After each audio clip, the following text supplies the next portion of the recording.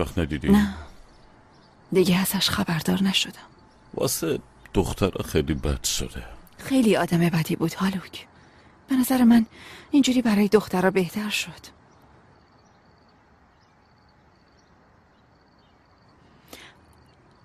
میدونی امروز متوجه شدم در مورد همدیگه اطلاعاتمون خیلی کمه.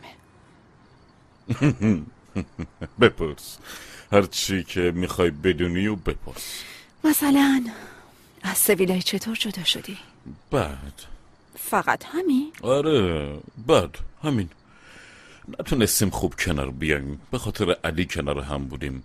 داستانمون نکته خاصی نداره، همینجوری جدا شدیم تموم شد و رفت. فهمیدم. سویلای میخواسته فکرتو به هم بریزه. مطمئنم.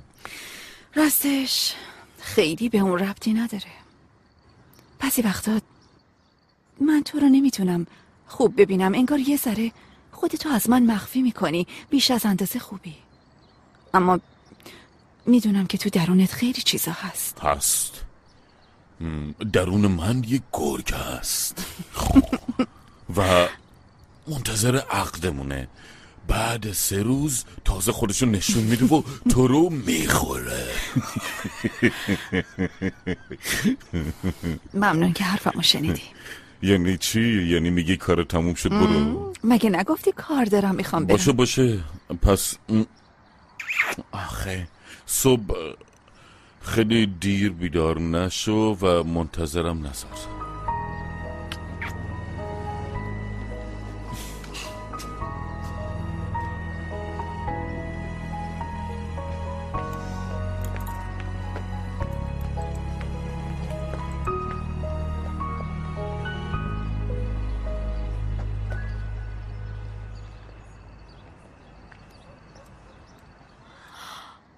شب بخیر.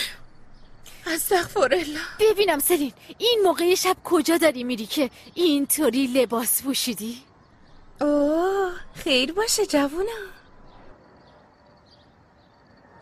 چرا چرت و پرت میگی دختر؟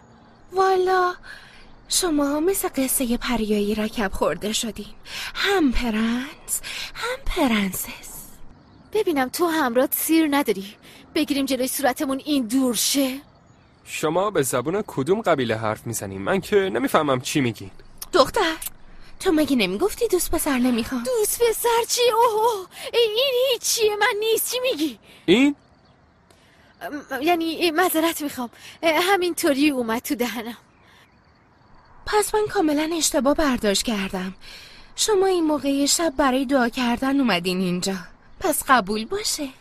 سلین تو این وقت شب با این لباس و قیافه کجا داری میری ها؟ دختر من کار پنهونی ندارم، با امره قرار دارم. تو با امره میری سر قرار؟ منم نباید به مامان چیزی بگم که مامان پاتو نشکنه؟ آره من دارم میرم. تو هم یه دقیقه وایسا دیگه.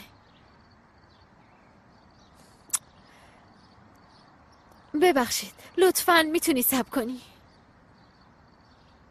کسی که تذکر دادن ازش دور باشین امره نیست، ساواشه. اینو اگه رعنا خانوم بشنوه و به مامان بگه فکرشو بکن چی میشه. اگه تو اینو به کسی بگی اون موقع باید خودت فکرشو بکنی. اگه تو حرفی نزنی منم حرفی نمیزنم. تمام شد رفت.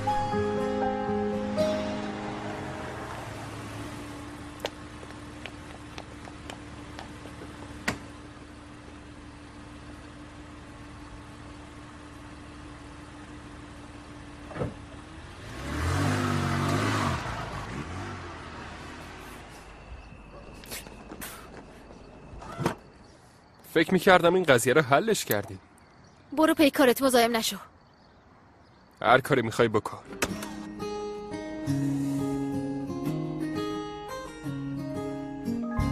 کاری مشترک از سایت‌های دانلود فیلم 1448 و مووی باز.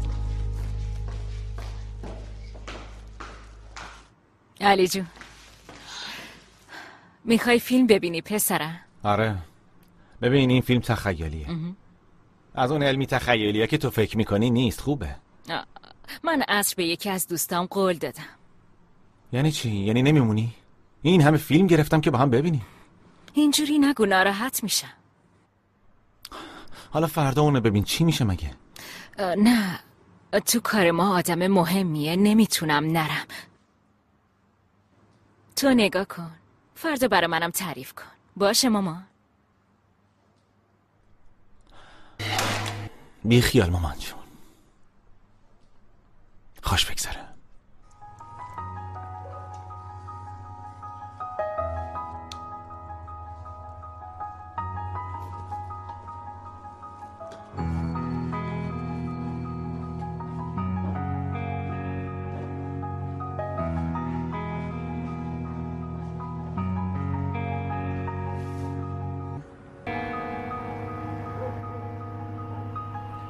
Sevdin mi ambiyans? Ya o kadar giyindim, süslendim. Bilseydim eşofmanla gelirdim. Çiğdem çitlerdik. Komik misin sen ya? Komik miyim değil miyim anlamadım ki. Ne desem gülüyorsun. Kötü mü ettik? Bak beraberiz burada işte. Tamam, beraber vakit geçiriyoruz iyi de. Bir iki insan görseydik. Neyse. Gece körpe daha neler olacağını bilemezsin. Yavaş. Oralardan sonra ezberlemedim. Aç ya, aç, bir şey olmaz. Ne haber başkan? Annemdeyim, atla gel. Gelirken de cips falan al, takılırız, film izleriz. Ben meşgulüm bro ya, ben seni sonra arayayım mı? پر بیا دیگه، اشکال نداره، اونی هم که کنارته بیار. خب پس فردا بهت زنگ میزنم. خیلی خب بابا، بهتون خوش بگذره.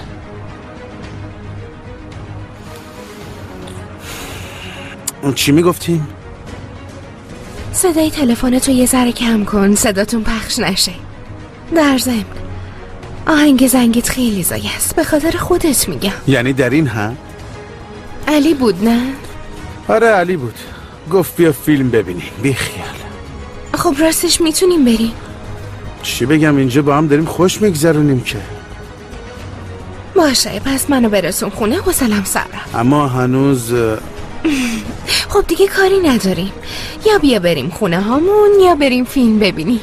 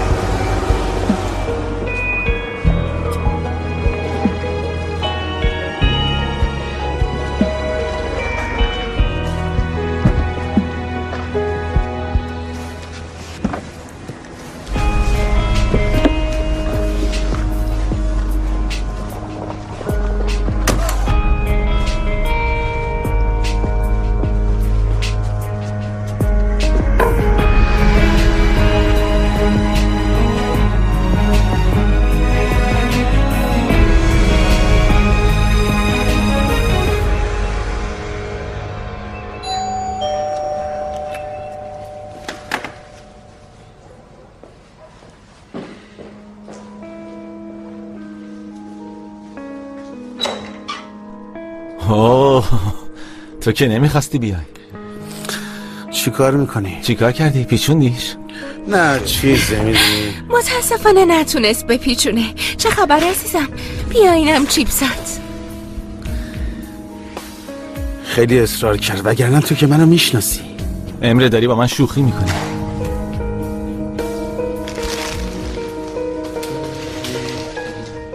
نگفتم میتونی بیای تو. وای منم خیلی جدی گرفتم. به چیزی دست نزن دختر جون. نترس بابا، نخوردیمش. مادرت زن با سلیقه‌ایه، خیلی شیکه.